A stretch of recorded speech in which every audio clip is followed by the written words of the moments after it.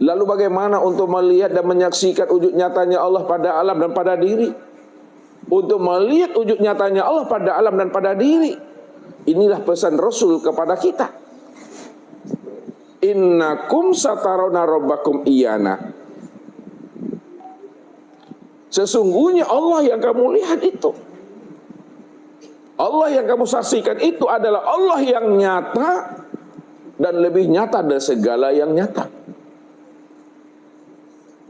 Kalaulah pandangan zahir ini mampu memandang segala yang nyata, maka Allah itu lebih nyata lagi dengan pandangan zahir dan apa yang dilihatnya dari segala yang nyata ini. Karena dialah yang nyata, dialah yang wujud pada segala yang nyata. Dan segala yang nyata itulah nyatanya akan dirinya.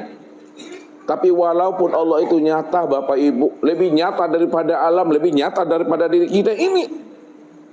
Ingat kata Rasul, kamu tidak akan pernah mampu untuk memandang dan menyaksikan akan diri yang maha nyata itu, kecuali kamu keluar dari dirimu, benar-benar kamu berada dalam keadaan mati. Karena orang yang keluar daripada dirinya, orang yang mau mematikan dirinya, dialah orang yang mampu memandang dan menyaksikan Allah yang maha nyata itu. Apa kata Rasul? Innakum lan tarabbakum hatta tamutu mutu qabla an tamutu. Kamu tidak akan pernah bisa melihat dan menyaksikan Allah yang maha nyata itu kecuali kamu mati. Oleh karena itu kata Rasul, matikanlah dirimu sebelum ajalmu datang. Matikan dirimu sebelum habisnya usia umurmu. Matikan dirimu sebelum ruh itu melepaskan akan cangkangnya. Tentunya mati yang dimaksudkan oleh baginda Rasul Bapak Ibu bukanlah mati secara syariat. Kalau mati secara syariat itu adalah ruh melepaskan cangkangnya, ruh melepaskan tubuh jasmani ini. Maka tidaklah semua orang yang mati secara syariat yang mampu mengenal dan menyaksikan Allah. Karena yang dimaksud oleh baginda Rasul melihat dan menyaksikan Allah itu mesti mati. Mati yang dikatakan Rasul bukanlah mati secara syariat, tapi mati secara makna hakikat. Mati secara makna hakikat itulah sebenarnya orang yang mampu melihat dan menyaksikan Allah. Apa makna mati secara makna hakikat adalah orang yang mampu melihat dan menyaksikan Allah? Maksudnya Bapak Ibu, matikan kesadaran dan keakuan dirimu yang merasa dirimu itu wujud dan bersifat. Kalau tidak ada lagi keakuan dirimu, tidak ada lagi kesadaran dirimu yang merasa wujud dan bersifat, maka disitulah kamu mampu melihat dan menyaksikan Allah, bahwa Allah yang kamu saksikan itu tiada lain adalah diri sendiri. Namun diri sendiri bukanlah nyatanya akan dirimu. Dirimu bukanlah dirimu, akan tetapi dirimu bentuk lain daripada rupa diriku. Akulah dirimu, dirimu itulah nyatanya aku. Disitulah sebenarnya kita mampu melihat dan menyaksikan Allah itu apabila kita telah mati kesadaran dan keakuan diri kita. Tapi apabila kesadaran kita belum mati, keakuan diri kita ini belum mati, maka selama hayat di kandung badan Bapak Ibu, kita tidak akan pernah mampu melihat dan menyaksikan Allah yang maha wujud dan yang maha nyata itu. Inilah yang dikatakan namanya orang yang butuh sange Bapak Ibu. Orang yang butuh sange, orang yang benar-benar buta, itulah sebenarnya orang yang tersesat dan tempatnya di neraka. Allah jelaskan dalam surat Bani Israil ayat 72. Wa man kana fi hazil a'ma fa huwa fil akhirati a'ma wa adalun sabila. Barang siapa yang buta di dunia, pasti dia buta di akhirat. Wa adalun sabila, dan dialah orang yang tersesat. Orang yang tersesat di akhirat itulah tempatnya itu adalah neraka.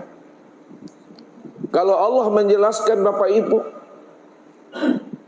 orang yang buta itu adalah orang yang tersesat dan tempatnya di neraka, maka gunakan kecerdasan rohani dan akal fikir kita untuk mampu memahami yang tersirat di balik yang tersurat ini.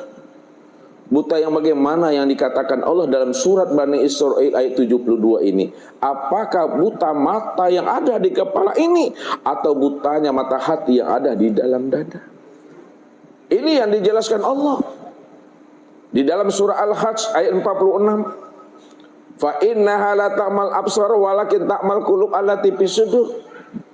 Sesungguhnya yang aku katakan itu, yang disebut namanya buta, kata Allah, bukanlah buta mata zahirmu yang ada di kepalamu, akan tetapi yang aku katakan buta yang sebenarnya itu adalah butanya mata hatimu yang ada di dalam dada. Rupanya orang yang buta mata hatinya itulah yang dikatakan orang yang tersesat dan tempatnya di neraka. Tilik ke dalam, Bapak Ibu. Kalau kita mau menilik ke dalam, kalau orang yang buta mata hatinya adalah orang yang tersesat dan tempatnya di neraka, buta mata hati itu apa pula maksudnya?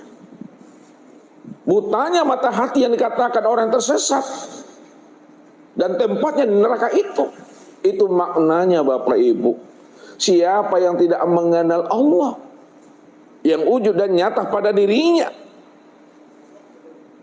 pasti dia tidak akan mengenal Allah yang wujud dan nyata di luar dirinya. Siapa yang tidak mengenal Allah di waktu hidupnya, maka di waktu matinya pun dia juga tidak akan pernah melihat Allah. Siapa yang tidak mengenal Allah di dunia ini, maka di akhirat pun dia juga tidak akan pernah mengenalkan Allah. Rupanya orang yang tidak mengenal Allah itulah yang dikatakan buta sangi itu, Bapak Ibu. Orang yang benar-benar buta itu. Inilah orang yang tersesat. Inilah orang yang dalam keadaan zulumat. Orang yang tidak pernah tahu jalan pulang dan kembali kepada Allah. Padahal Allah itulah rahasia dirinya. Allah itulah hakikat alam. Kalau Allah itu adalah rahasia daripada dirinya dan hakikat alam, itu maknanya inna lillahi wa inna ilaihi raji'un. Bahwa sesungguhnya kita ini asalnya Allah, pasti pulang dan kembali kepada Allah. Makna yang terdalamnya, asal diri Bapak Ibu itu adalah Tuhan, pasti pulang dan kembalinya tetap jadi Tuhan. Namun yang menjadi problem dan masalahnya, apakah kita yakin dengan apa yang kita dengar? Apa kita yakin dengan apa yang Ustaz sampaikan ini? Bahwa diri kita ini bahagian daripada diri Tuhan. Kadang kita ini aneh, Bapak Ibu. Ketika Darwin menjelaskan kepada manusia ini bahwa sesungguhnya manusia itu asalnya daripada monyet, marah kita. Ke manusia itu asalnya daripada monyet, Bapak Ibu.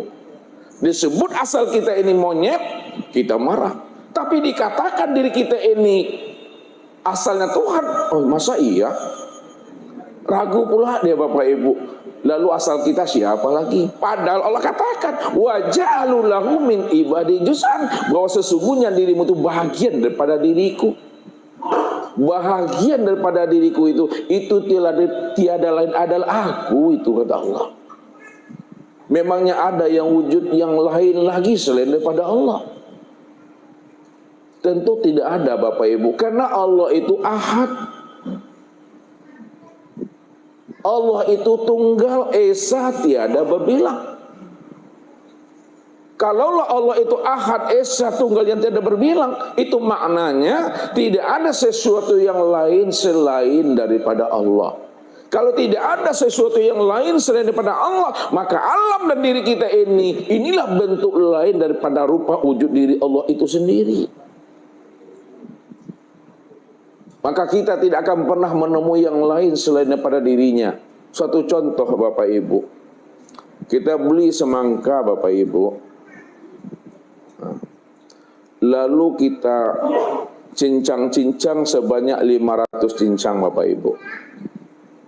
Pertanyaan Ustadz, bisakah Bapak Ibu menjumpai sesuatu yang lain selain daripada semangka itu?